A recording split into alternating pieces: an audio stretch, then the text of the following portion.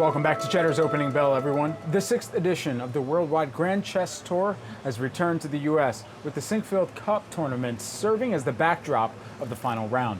The elite event features 10 of the strongest chess players from around the globe, each competing on the course of 9 classical matches at the legendary St. Louis Chess Club.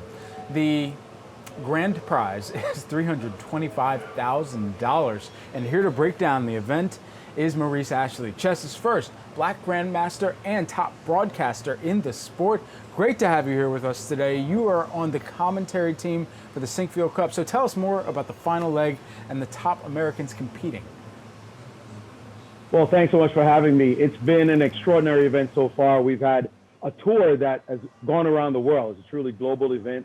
We started in Bucharest, moved on to Paris, then to Zagreb, Croatia, and now we're in St. Louis, the capital of chess in the United States. And they've competed in one event before this one, and now this is the final leg. And you've got the top Americans, Wesley So at the top, Fabiano Caruana, Lenier Dominguez. They're all vying for the top title. As you said, that big grand prize at the end. They get a bonus if they win the tour of another $100,000. So everybody's really competing hard. Can I ask, how do you get the title of Grandmaster? You beg, borrow, and steal. No, I'm kidding.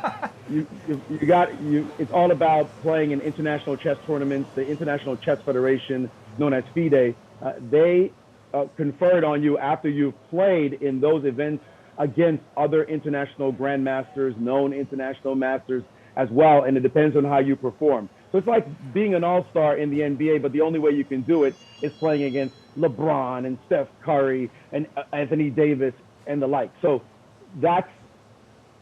you get that through going through the fire. Wow. And it's a great title to have. All right, well, you have attained that for sure. How is calling chess both similar and different to how other analysts broadcast some of the other sports? It sounds like you're a basketball fan, by the way.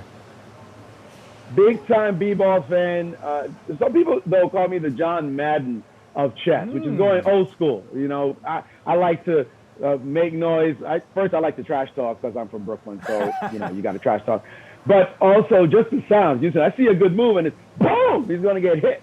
And it's not what you would expect, like a golf call. Oh, that's a nice move, Brad.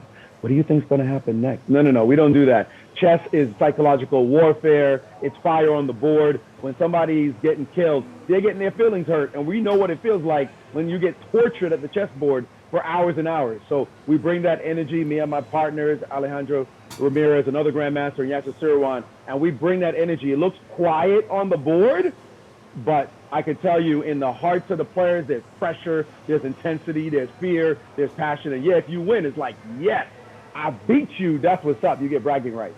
So we bring all that to every time we do commentary. I love it. I love it. What's your take on the rise in chess participation thanks to shows like the Queen's Gambit even? Well, the Queen's Gambit was extraordinary, incredibly well done. Netflix did a wonderful job. All of us loved it, what it did for chess. Also, the pandemic helped. A lot of people were driven indoors and weren't able to go out and do their favorite activity. So they found a new favorite activity in chess. So we've seen doubling, tripling, and more on the best websites out there and followings here. The St. Louis Chess Club, which is the elite club in the country, if not the world, and also their YouTube channel where there's a lot of lessons and the like. So it's just been extraordinary. It's one of the golden ages, really, for chess with the boom that has occurred. How has demand for chess broadcasters changed in the last year from what you've seen? Not so much in the last year. We've been doing this for quite some time. It's just a recognition that this sport actually exists, right? When people think about chess, they're thinking maybe grass growing. They have a whole different image of the game. Like, how do you call a chess match? We've been doing it for years. I started way back in the 90s with Intel World Chess Grand Prix when Intel was sponsoring chess and the World Chess Championship when it was held in the then World Trade Center on one of the top floors. So we've been around. We've been doing this. We've just been like in a cave. Now it's much more exposed. Chess is starting to grow online. Now it's a big following on Twitch. It's just been extraordinary. The boom and the passion that people have now had for chess is just off the scale. And as a broadcaster who's been doing this a while, you feel like you're right in that sweet spot. It's like a stock that was quiet, and now it's just taken off. And that's what chess is the rising star. Yeah. What have been some of the most memorable moments across your 20 years of calling chess matches? 20. It's probably been longer than 20. Thanks, though, for shortening that. I think probably the biggest one was when the computer beat a human, when Kasparov lost to Deep Blue, IBM's Deep Blue, back in 1997. I know it was a long time ago, but that was a seminal moment in the history of chess because computers were unable to defeat humans. And when AI finally defeated a human at this, the quintessential of human intellectual activities, it was a big moment for AI. It was a little bit of a scary moment for humans. It was like the machines have come, the singularity has arrived.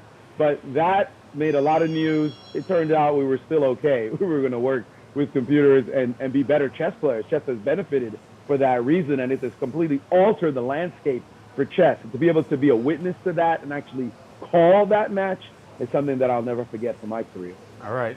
Don't say this too loud around the Tesla bot, the Boston Dynamics robots, and Alexa. What do you recommend is the best way to learn the rules of chess to start competing? Used to be you grabbed a book. Nowadays, it's like, what's a book? Right? People don't want to read books. They want it much easier. And the truth is, it is a lot easier to go online. There's some amazing websites. I mentioned the St. Louis Chess Club's YouTube page. They've got literally millions of hours of downloads of chess material. But the basics can best be learned through simple sites. Chess.com is a great site to remember. Chess24.com is also another great site. Another one, lichess.org, lichess.org. Those are three amazing sites you can go to. You can get memberships for cheap, and you'll learn all the rules. You see a lot of videos. You'll get puzzles, and you'll even watch people broadcasting famous chess tournaments, like myself. Here answering the question today, where Brooklyn at? Maurice Ashley, chess grandmaster and broadcaster. Thank you so much for joining us here today. We're going to be watching very closely. Keep bringing that dynamic energy, man.